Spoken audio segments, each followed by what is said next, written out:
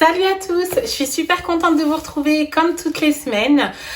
Aujourd'hui, j'avais envie de vous parler de mon partage d'expérience sur le postpartum, ce qui se passe juste après l'accouchement. Donc écoutez, si ça vous intéresse, c'est parti!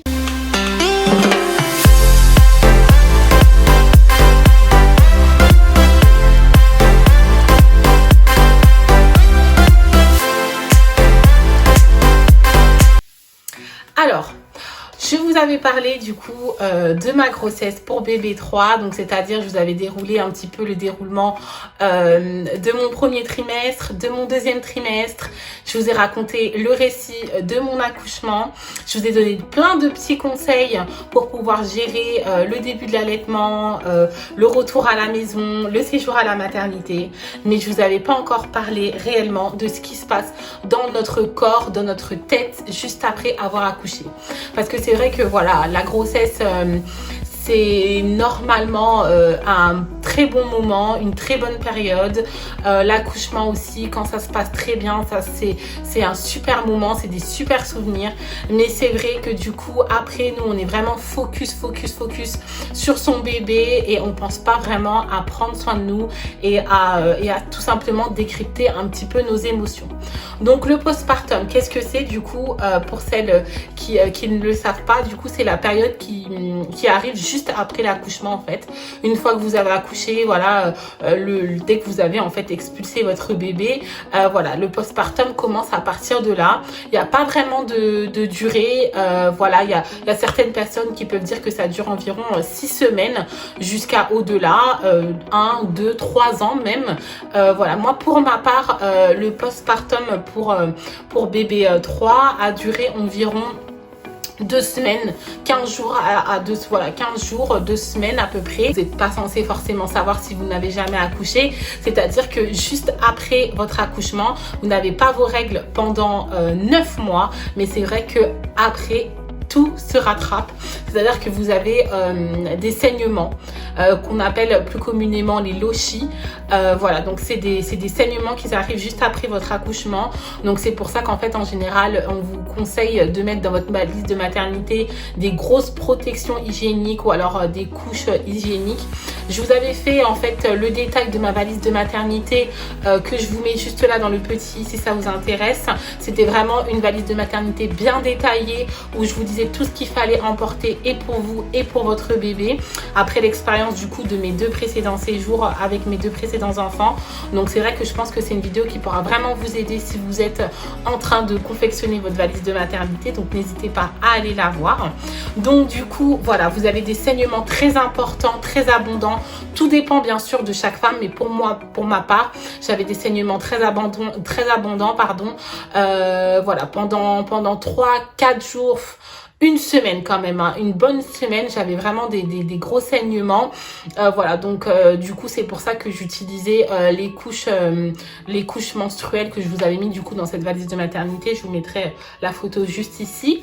Donc du coup voilà, c'est vrai que ça c'est pas très agréable parce que c'est vrai qu'on est content pour celles qui n'aiment pas. En général on n'aime pas vraiment cette période de règles chaque mois qui revient, et donc quand on est enceinte on est tranquille pendant 9 mois, mais c'est vrai que dès qu'on accouche on a effectivement d'énormes saignements qui arrivent, qui peuvent durer 3, 4, 5 jours, voire plus. Il y a des personnes aussi qui ont des saignements pendant 1 mois, pendant 2 mois après l'accouchement. Voilà, il ne faut pas hésiter à se renseigner auprès de sa sage-femme ou auprès de son gynécologue si effectivement ça commence à durer. Mais en général, voilà ce qui arrive après l'accouchement.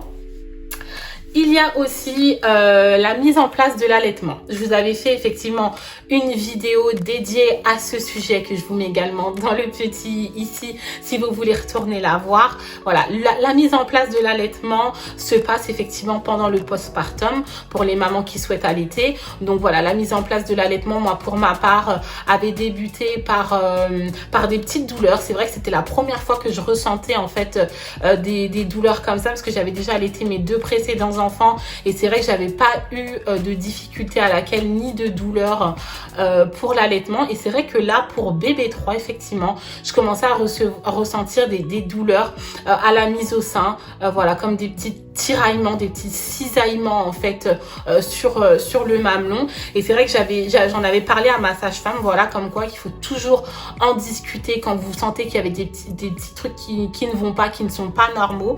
N'hésitez pas à poser des questions, à demander, il n'y a jamais de questions bêtes. Et donc du coup moi j'en avais parlé à ma sage-femme qui m'avait dit écoutez, elle a peut-être un frein de langue. Donc elle avait regardé, effectivement ma fille avait un frein de langue et un frein de lèvres supérieure. Donc du coup on avait pris rendez-vous chez une conseillère en lactation qui nous avait conseillé de faire couper effectivement ces freins, ce qu'on n'avait pas fait. Je vous avais tout détaillé en fait dans la vidéo. Voilà, on n'avait pas fait parce que j'avais écouté mon cœur, j'avais écouté mon instinct et je me suis dit que ça allait s'améliorer, que c'était pas nécessaire de lui faire subir ce type d'intervention. Donc effectivement tout s'est très bien déroulé par la suite. On a eu un allaitement magnifique la semaine dernière. Je vous ai détaillé un petit peu mon allaitement long. J'ai allaité ma fille pendant 10 mois et demi. J'ai arrêté totalement l'allaitement à ses 11 mois. Donc voilà, c'est un allaitement qui s'est très bien déroulé malgré effectivement ce frein de langue et ce frein de lèvres. Donc voilà, la mise en place de l'allaitement se passe aussi pendant ce postpartum là. Donc c'est là aussi où tout se met en place. Moi je conseille vraiment pour une bonne mise en place de l'allaitement, comme j'en avais déjà parlé, voilà, il faut vraiment se donner le temps, prendre le temps, être patient, s'écouter en priorité et écouter les besoins de son bébé. Voilà, il faut prendre environ un bon mois pour que tout commence à se mettre en place. Donc il y a ça aussi pendant le postpartum. Ce qu'on ne vous dit pas souvent, c'est que du coup pour déclencher l'accouchement, il faut avoir des contractions régulières, à un intervalle régulier. Il faut avoir des contractions pour pouvoir déclencher l'accouchement et pouvoir permettre l'expulsion du bébé.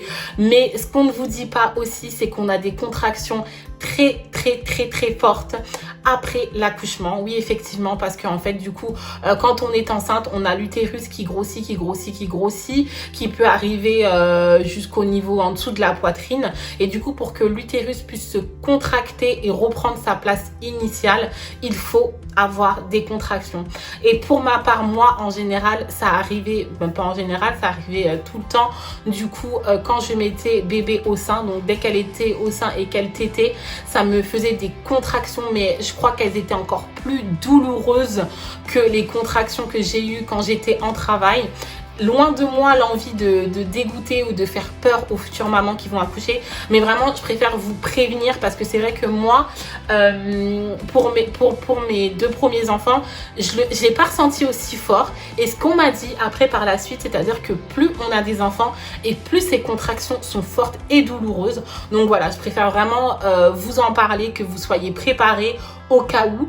Voilà, c'est vraiment des contractions assez fortes. C'est vrai que pour pallier à ça et pour pouvoir se soulager, on nous propose du Doliprane ou de l'ibuprofène, en alternance toutes les 3 heures. Donc n'hésitez pas à prendre ces antidouleurs parce que malheureusement la seule chose qui peut vous soulager en attendant que l'utérus se remette à sa place, c'est bien ça. Voilà, moi c'est vrai que ça a été assez horrible en fait. Il y a des personnes aussi que ça dégoûte en fait de continuer l'allaitement parce que c'est vrai que c'est quand on met bébé au sein, le fait qu'il tète, ça contracte en même temps l'utérus et c'est vrai que ça fait vraiment très mal. Mais voilà, ça finit par passer, hein. Comme je vous dis, moi ça a duré peut-être 5 jours, 6 jours grand maximum et puis après ça commençait vraiment à s'estomper. Donc il faut prendre son mal en patience, il faut serrer les dents et ça finit par passer. Pour certaines personnes, il y a aussi les épisiotomies qui peuvent arriver, les épisiotomies, les déchirures, les épisiotomies externes ou internes.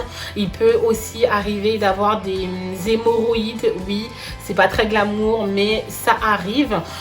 Pour ma part, j'avais eu une déchirure pour mon fils, pour ma première grossesse et pour mon premier accouchement. Voilà, j'avais eu une déchirure, mais sans point de suture ni rien. Voilà, donc du coup, je peux pas vraiment vous parler de ce sujet-là, mais il faut que vous sachiez que ça peut arriver pour avoir des épisiotomies, des déchirures. Mais voilà, n'hésitez pas en fait à prendre conseil auprès de votre sage-femme ou de votre gynécologue qui vous dira quels soins appropriés à avoir.